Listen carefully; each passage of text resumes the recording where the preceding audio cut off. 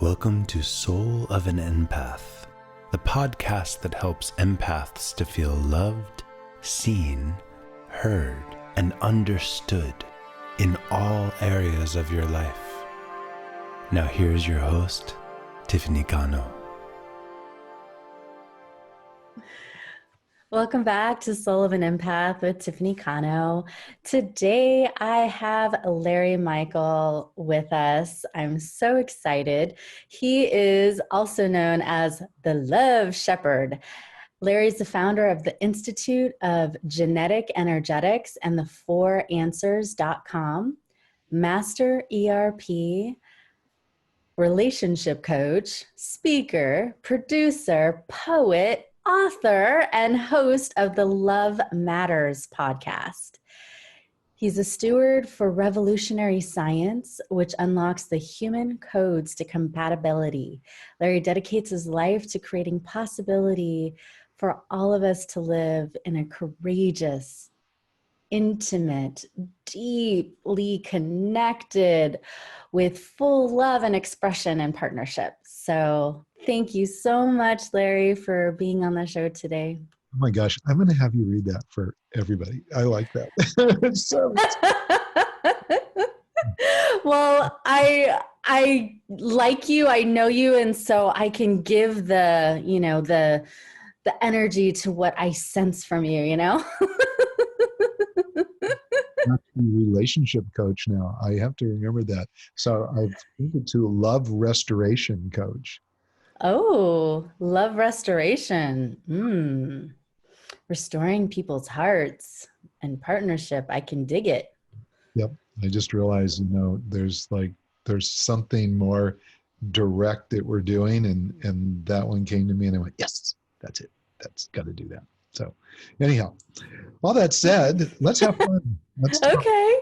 All right. So from your research, is it genetic coding that actually indicates someone will be an empath? Well, it's a great question. My work's in genetic energetics. And so we look at the genetic codes around a lot of behaviors that people have, especially how they communicate and how they process information, even how they sexually engage. So, there's a lot of feelings, of course, that go into that. And we have also a series of things that we call modifiers. And in these modifiers, there's one in particular that we kind of call a psychic sense. Now, an empath, as you and I have talked about, is kind of someone that really, they feel deeply, right? Mm-hmm. And I think that all of us have the capacity to feel deeply, but what gets in the way of that is all the things, all the obstacles that we create or are thrown at us that have us less connected to what we are genetically, right? So if you know about your energetics, for example, and many people do, although they haven't taken our test, but they just have a sense. They have a clear sense of what they are. When someone does have that, then I find those are people that feel very, and I'm going to use the word pure, because I think a lot of feelings are really distorted, right? They're more projections than they are true feelings. It's like there's a circumstance, or there's a specific thing that someone truly wants to have happen, or there's an experience that they've had that's been traumatic, and they're still in it. And they really call that their feelings. They're really, in reality, it's mental construct. Your mind is messing with you, right? And it overloads your body, and they feel like feelings because it could have you constricted or collapsed or even exhausted at times. But it's not that sense of, I know based on this feeling. I know based on this feeling, right? What is true and real and important for me now. And you have to get out of all your stories to get to that piece, I believe, right? And because the stories are just constructions. The stories are belief systems that we have that may or may not be true. Most of them, belong to someone else, and we've adopted them. And we can go down a litany of lists of things of what those things are, but that's not the point. The point is that if we can get out of our stories, if we can get really present, then we have an opportunity to be, I think, all of us very empathic. That is part of our genetic structure. And if we can be aware of that and literally kind of get out of all the, excuse the term, but get out of all the shit, Uh-huh. then we return to love, and we return to presence, and we return to our capacity to know psychically or feel empathically what is truly, our best course or our best connection with someone. So that's my approach to it. That's my belief around it. And so, yeah, it's genetic. It's a capacity we have, and we constantly get in the way of it. How many people do you think are genetically predisposed to being empathic? Do you have any guess? This is radical. I'm going to say all of us. Ooh, I like it. Makeup. It truly is. It's like, you'd be asking me, you could ask me, how many people do you think can truly love? And I'll tell you instantly, it's all of us, right? Because every one of us that's listening right now got up this morning and we made the most unconditionally loving decision we could possibly make. We chose to live another day, right? So at the beginning of our day and our first breath and our first decision to climb out of bed, we're expressing love in its purest form, right? Yet a lot of people think, because of all the circumstances in their life, that by the time they get 10 or 15 minutes into the day and they've fed the kids and they got to get to work and brush their hair and I've got to shower and shave and whatever else, that they forget about the love piece. So empaths, all of us, right? It's part of our human nature. It's the beauty of our human nature that we have that capacity. Now, what's in the way of it? Tons of stuff, right? Yeah, because empaths are such feelers that we can feel everything, the good, the bad, all the gray. I mean, unless that empath has had consciousness training and boundary training, it's really hard to separate. I know when I was growing up, I didn't know how to separate what I was feeling. Was it my feelings? Was it somebody else's feeling? Was it just the energy that was in the room? So what should an empath be cautious about? Well, there's a really good question. What should they be cautious about? Well, the challenge, and you just said it, right? And it's the same is true for people that are highly psychic. They have a knowing about things, and it's been their condition since they were young. Now, I do, to come back to my statement, I think all of us have the capacity and the capability to be empathic. All of us have that capacity and capability to be psychic, yet not all of us exhibit it. And some people, I think, genetically are more disposed to it, are predisposed to it. And so for those, they do have that experience, like when they're young, of going, God, how do I shut this down? How do I turn this off? Right? Or I had that. Yep. it can be hugely traumatic, right? Because it's almost like trying to go to sleep at night. All of us have like tried to go to sleep at night, and we're exhausted, but we're awake. Like our mind just keeps going, or we try to turn off our mind by saying, I'm tired, I'm sleepy, I'm sleepy, I'm sleepy, right? Maybe we'll go to sleep. And our bodies are still talking to us. So we've all had that experience. And it's really challenging, especially if you want to sleep. So now if you're awake and having, the experience that an empath has or a psychic has, but we're talking about empaths today, there's a need to be able to find oneself. This is my experience, at least, find oneself versus be in the space of all others, right? And that, I think, is something that from everyone that I've talked to or studied with is almost a meditative place, right? That it takes almost, that if you can drop into some really beautiful meditative practices, then you discover what's yours and what's not. And in that place of discovery, is the ability to be discerning and make a decision. So, but it takes going there. Otherwise, it's like like a A ping. soup. No, it's a soup. Soup is better than ping pong. But yeah, it's a soup. It's a soup of what, and and it's even hard to define what is. So Mm-hmm. I think meditation is an extremely powerful tool for that. And if you're not a meditator, then an action that takes you into a place of possible solidarity, walking in the woods, swimming in the ocean, taking a bath, just something that allows you to relax and breathe and discover oneself and not everybody else's self. Yes, yes, yes, yes. All of those things are what help me to not only just cope, but thrive. If I don't have my me time, my alone time, my meditation time, my walks in nature, my salt baths, just like being in beauty, smelling my roses,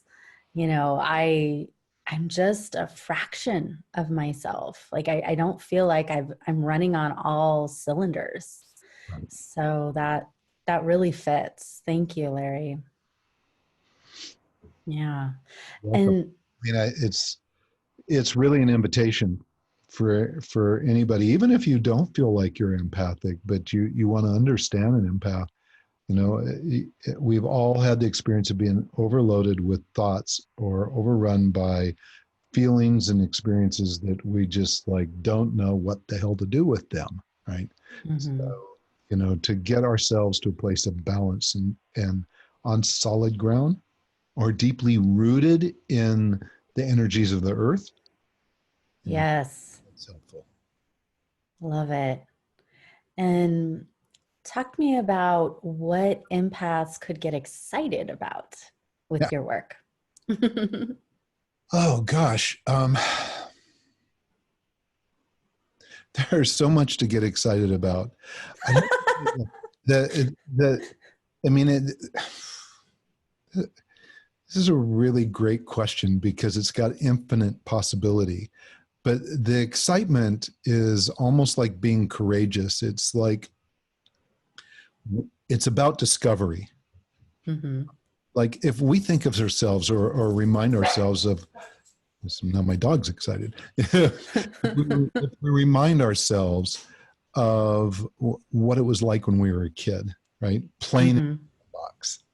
And, that was nothing. That was everything. That was nothing but excitement, right? It was just totally like, oh, dig in the sand. Look at this, throw a clump of sand at someone. Oops, there was a rock in it. Oh, sorry. There's just all these different things that we did, but it was all discovery of not just what was there, but what we were capable of. Mm-hmm. So what made that possible, I think, is the child's mind, which is a really open mind, right? Which is the invite for an empath is to be completely open, right? When they want to experience or when they want to journey or explore. Mm-hmm. And then, in that place where there's just endless curiosity is what can you discover? What do you find? Everything. But you can direct it, right? You can direct it. You can be talking with two people that are having a challenge in their relationship and allow yourself to go to that space and feel into it and ask, what do I sense here? Right? And then you have the opportunity to feed that back to them if they want that, right? And help them in the discovery process. And oftentimes when you help someone else in the discovery process, you're helping yourself at the same time. It's like what you discover for other people is always something new that you discover about yourself. And that's a piece that I think sometimes a lot of coaches, a lot of even therapists, they don't give that enough attention. They don't give that enough worthy and value to realize that they're evolving every time a client or a person or a friend comes before them with something that requires discovery. Mm-hmm. So, what's there to learn? We're evolving. It's evolution. Mm-hmm. And that piece just says we're alive. Like when we stop evolving, we're done. We're really done. And this is an invitation to all the people that think that, this is who I am, this is the way I'm going to be, this is the way things should be for the whole rest of my life. They're done. They've turned in the keys, really. They're still eating food and their bodies are aging, but at an accelerated pace because they're no longer allowing themselves to evolve. So I feel like I would die if I stopped evolving. Like there's such a drive to keep knowing, growing, evolving, changing for the better, upgrading, so to speak, while keeping my heart open and just being in the beingness of it, in the heart space of it. Without that, it feels like there's suffocation and no life. Like the life force just gone. Yeah, exactly. But a lot of us are immune to it. It's odd, but we're in the routine of life. Right? Yeah. We're in the expectation fulfillment part of life. We're in the preconceived notions or desires or decisions about the way things are supposed to be. Again, belief systems that probably aren't even ours, and they're in the way of life evolving. Right? So I'm not saying those things don't have a level of importance, but we have to put them in perspective to the fact that, this life force, this heart of ours is beating and saying, you're growing, you're emerging every single day into something beyond where you were before. Everything's an upgrade. Even when you duplicate stuff, a duplication of something is simply kind of the universe saying you didn't get it the first time. So I'm knocking out the door. I'm knocking and telling you it's me again. And I know you don't want to see me, but you forgot, or you didn't listen the first time. So we're going to do it again. Okay. Groundhog's Day over and over again until what? Wake up. Uh-huh. I noticed that when I don't hear the little tap, tap, tap, it gets to a bigger knock, knock, knock, until finally the universe is sending me a 2x4. Thankfully, with God's blessings, I mostly listen when it's just a little whisper. But I've definitely learned the hard way when it was the 2x4. That stained glass window is shattered, right? Yeah. And speaking of evolving and like our current times in the world, right? There's a lot of weirdness, a lot of strife and challenge and chaos and pandemic and, economy stuff. Like how can we continue to evolve and grow and honor our empathic selves as we do it? Wow. So, on one hand, it's a complex question because we're in an extremely complex time. We're experiencing pressures and confusion and unknown and a dissemination of information that's far from accurate from every which direction, whether you're, the best newscasting channel or you're a conspiracy theorist or you're just a politician, right? We have stuff being thrown at us from everywhere, trying to move us, shake us, and get us discombobulated. It's the best word I can use for it. I got to have a better word than that. Anyhow, that's what came out. So what do we do about that, right? It can shake us up, and it has. I don't think there's anybody that's untouched with what we're going through right now. Even the most settled people, the ones like for me, I thought, I think I kind of have a handle on this, and then discovered that there were moments of really massive irritation. There were moments of having to navigate communications that I've never had to navigate before from people that, never spoke up, or they said too much and now we're saying nothing. There were so many different kinds of emotions being moved about that it's extremely challenging. So that's the complexity of it all, right? Yes. The simplicity of it is again, it's almost like the same thing that I spoke to about how to find our empathic nature. We need to drop into what we know about ourselves, accept that, as our foundation, right? And live from that place. And can we live from that place if we're required to stay at home?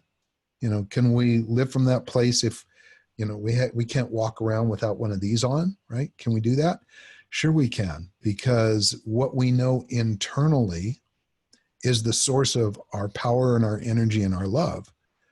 Right? And no matter what anyone throws at us, how we interpret it and how we decide to breathe through it, love through it, and connect through it is our decision only, right?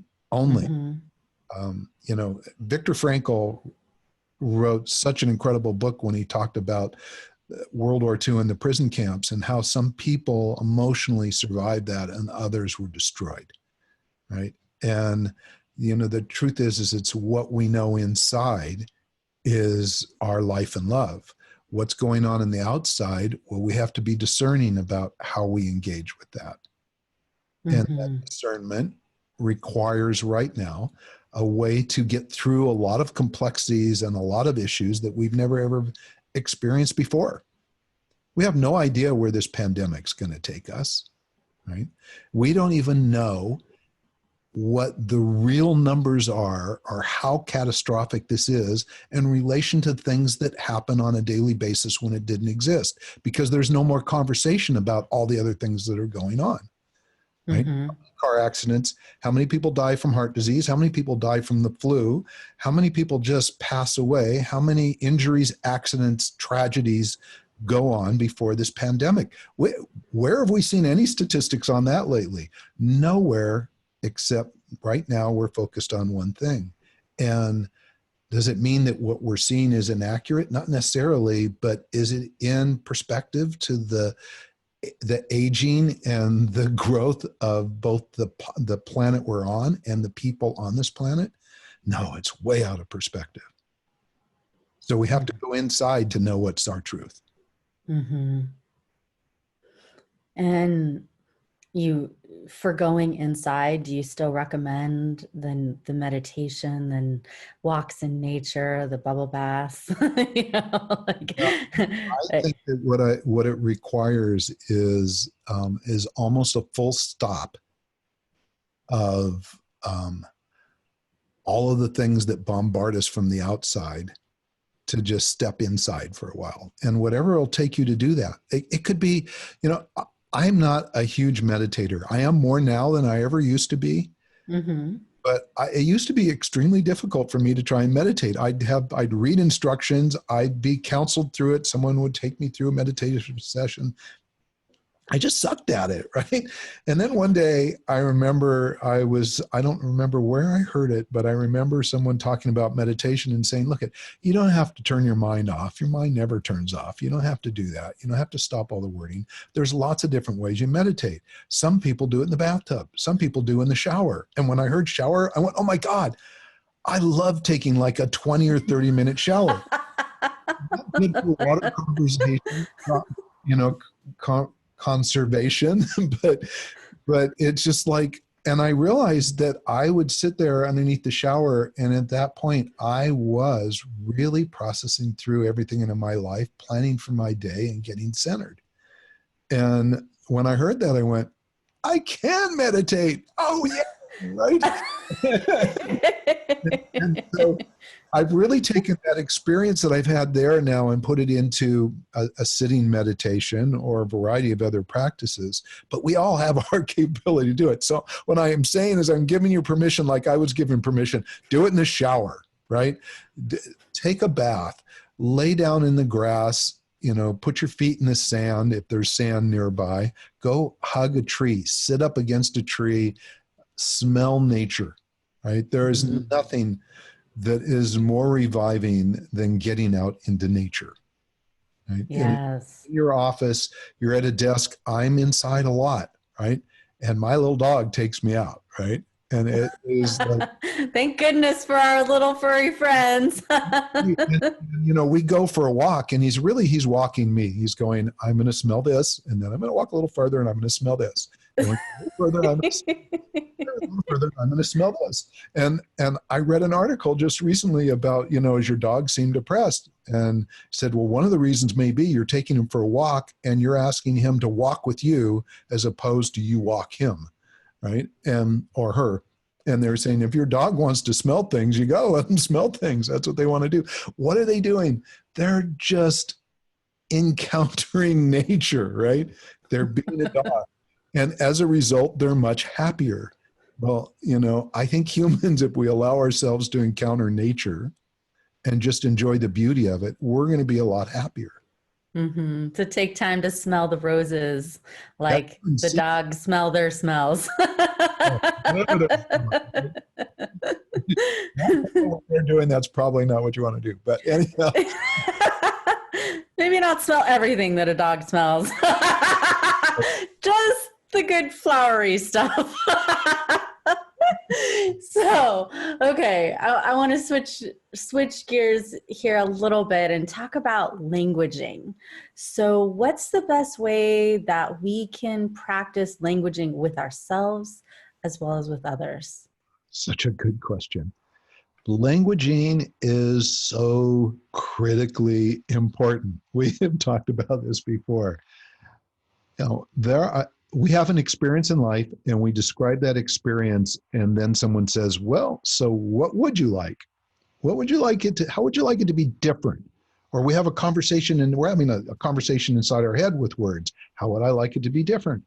And more often than not, what people do is describe what they don't want. Mm-hmm. Oh my God, I had a horrible experience at work. I never want to have another argument like that again. Right? I don't want to have another argument like that. God, please make it possible for me not to have any more arguments. My goal is to not have arguments, right? Mm-hmm. Well, challenge. What's the word I just used 5 times? Argument, right? Right. And it's the thing I don't want. And yet my languaging that I'm using is including the one thing I don't want. So if there's something you don't want in your life, don't speak to it. Don't call it out. Describe what it is that you do want. I don't want arguments. What I really want is really connected conversation. I want inspiring, enlightened conversation. That's what I want, right? I want conversation. I don't say I want conversation without angst and anger. I want conversation that is playful and joyful, right?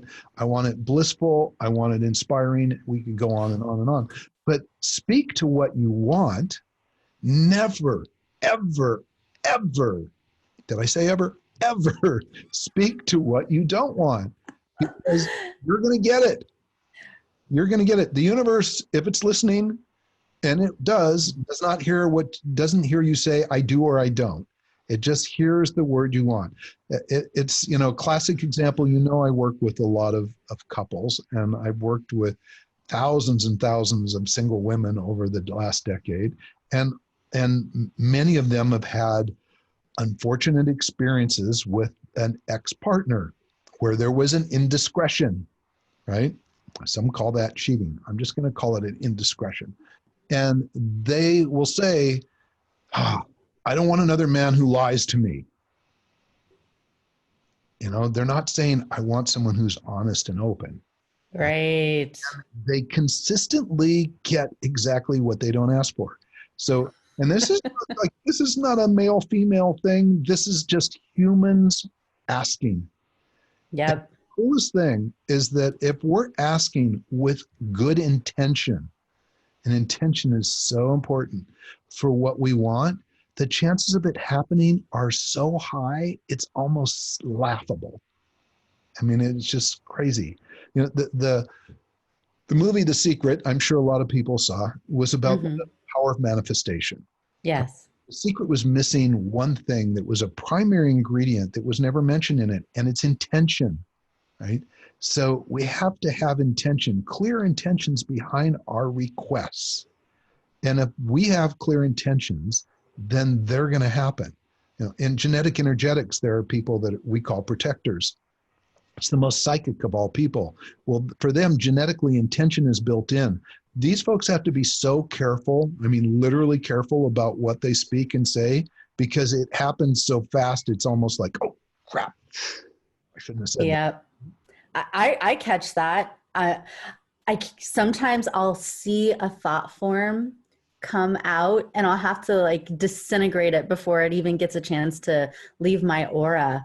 Or I'll be mid-sentence speaking something and I'll have to like stop, freeze, erase, because I know that if that leaks out, if that gets out, there's a high probability of it manifesting. So Yeah, I concur.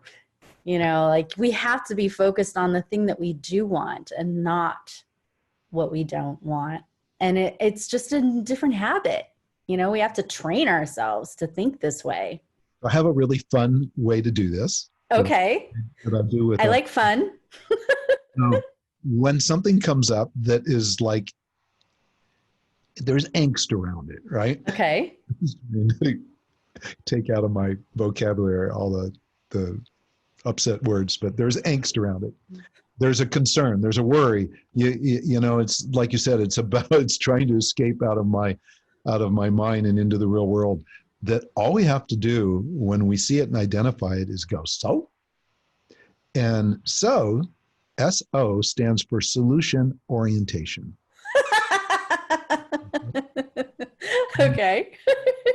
When you say so, and immediately the idea here is to create a habit of going into solution orientation. So it looks like there's going to be, something's going to go haywire. So to avoid that, or for it not to happen, you want to have a solution. You want another option that is what you truly want, right? It is the positive side to a possible negative outcome. That's it. I mean, and we have these things come at us all day long. Oh my God, am I going to get this paper done? Shoot, what if I don't get it done? So at that point, so what's the solution orientation?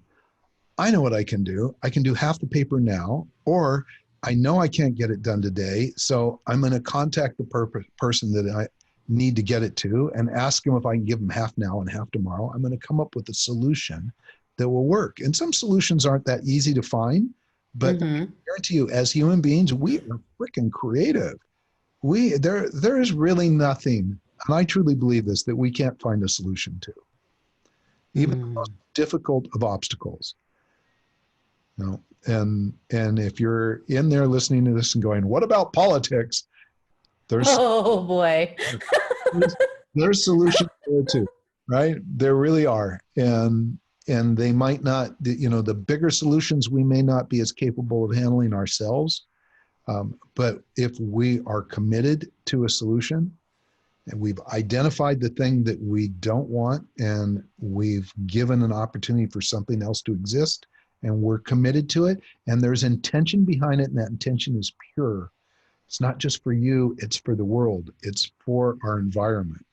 Like if our intentions are just about, oh yeah, just fix me, just make me happy, just give me all the money in the world. If our intentions are always inward, then the chances are it's going to implode on us.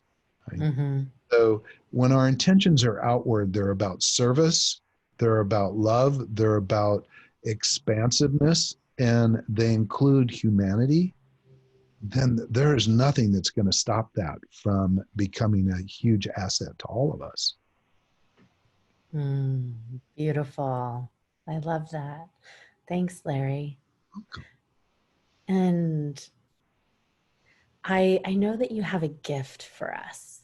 Yeah. So what is the gift? Well, I said genetic energetics twice in this whole interview, which is fun because I usually talk about it for an hour or two. And what genetic energetics is the science that I work with. It's our typology, and it helps people see what they are energetically. So we all have energetic frequencies we vibrate at that are genetically coded. They're like our blood type. And they help us understand how we communicate, how we process information and live our life, how we handle money, how we engage sexually. They help us with chemistry. They really help us understand that in a huge way. And if anybody's ever been like messed up with chemistry, they'll appreciate this big time. It gives us insight to various different characteristics, some of them which are very psychic, some of which lend more towards an empath. And the gift we're given is a profile that we have I think we've given you a link for it, right? Yeah. Yes, I'm going to put the link in the show notes. Oh, great, great. So there'll be a link for it, and you just go get this profile. It's going to tell you some really amazing things about yourself. And you only need 2 pieces of information. This is the crazy part. This is not a subjective test where you have to give 5 or 6 answers, whether you're a 0 or a 10 or something like that. Or where you might be affected if you lost your job or you had a relationship issue or something like this. It's a purely objective test. And we only ask you for 2 pieces of information. We ask you for your birth date and the birth date of your opposite gender biological parent. So for you, Tiffany, it'd be your dad. For me, it's my biological mother. Now, if you don't have that, if you don't know the parent's birth date, don't worry about it. Do the report anyhow with just your birth date. And no, it's not astrology, although it sounds like it should be, because it is, the science is done with astronomy and quantum physics. So it's unique. There's really nothing like it on the planet. And what's really exciting is it tells you at the core of all the experiences you're having, what at the core is going on, what has the greatest influence in your interactions with each other. And the result is you get to learn how to let go of your stories and your beliefs, your resentment, your blame, your shame, your guilt, your judgment, all these things that get in the way of love. Yeah, all those things, right? The shit. And in place of it, you learn how to honor, acknowledge, respect, and embrace and love people. And in the now. So, hey, do it. And does this report go into different areas of your life? It's going to talk to you about how you interact with people, right? And how you yourself energetically. So it really, we all have to be careful with typologies and personality assessments, that we don't get them in an Enneagram and go, I'm an 8. And because I'm 8, this is the way I'm going to be all the time. Or Myers-Briggs, you're a CMYK or something like that, or wealth dynamics, or there's so many, there's tons of really, really good assessments out there. And my invitation is to take this information, learn about you, but understand that how we really show up is not how we are by ourselves. It's how we are in connection with others, right? The greatest of all human needs is connection, without question. And we talked a lot today about how to find ourselves and how being ourselves and how to get to a place that's safe and comfortable. And that's critically important. But if you get there and then you don't interact at all, you've missed the game. You've missed the opportunity. You mean I can't just hang out in my meditation cave by myself, connecting only with God for 3 decades? I have to talk to people? Why are you doing a podcast, Tiffany? Come on, right? Let's get right down to it. You have all these other things that you might love to do, but you love this even more, because the connection that we have, whether it's with our beloved or our children or a friend or someone at the grocery store, those connections are what really drives it. That's at the core of our human nature. We have to connect. So if we have to connect, let's do it as aware as possible. The gift we're giving is giving you an opportunity to do relationships responsibly. Look at, if you were going into the hospital and you were having major surgery and you knew you were going to have a blood transfusion, how important would it be to know your blood type? Very. No kidding. Because if you get the wrong blood, you're going to die, right? Yes. It won't work. But we have been doing relationship surgery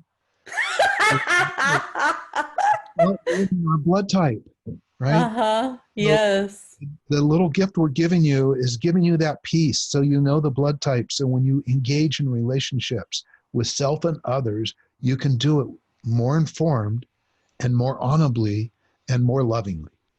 I think that's really important, especially right now. I've had, people come to me for healing because they feel disconnected and lonely, being, somewhat isolated, working from home, or, some more than others, right? With staying by themselves. And if we can connect more consciously, I think that would help dissipate that Mhm. perceived loneliness. Yeah. Yeah. I mean, some of us this is a hard time. Look at how you and I are communicating. I want to just give you a big hug, right? But this is a flat screen in front of me, damn it. And so I can kind of give you a virtual hug. It's not quite the same, right? I don't feel your heartbeat, you know. And I can see it. I know you're breathing. I can, to some degree, feel the person that's emanating out from you, but it's not the same as, when we're in connection, in close connection, in physical connection. And so this is challenging in that respect. And it's why, I say to people now, they go, well, I went to the grocery store, and I went, did you connect at the grocery store? And they went, well, we can't touch or hug or bump or anything like that. And I said, you know what? You can smile. You can look across the cash register, the where you're checking out your food, and say hello. You can be warm and greet someone, and I guarantee you that physical connection will leap across the checkout counter to the other person, and they will feel it, and it will not just change them, it'll change you. And that's it. There's the connection. Yep. And even if they have a mask on and they're smiling, you can feel the smile and you can see it in someone's eyes and face. I really love those masks where it's invisible, over like just a clear plastic over the mouth part so that we can actually see each other's smile through the mask. Those are my favorite. The mask had a big grin on it, right? It was just, Uh-huh. Mm-hmm. I've seen those too. it's like, Oh, well, thank you so much for being on the show today, Larry.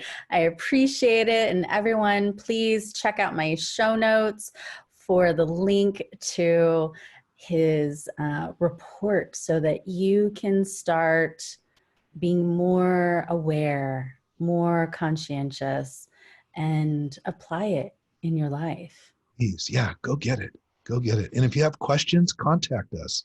Larry M at the4answers.com. That'll get you to me. And we respond. I will respond. I respond to almost everybody. And we've done well over 1 million of these. Not that many people have responded. I don't know if I can handle that, but I would take it on.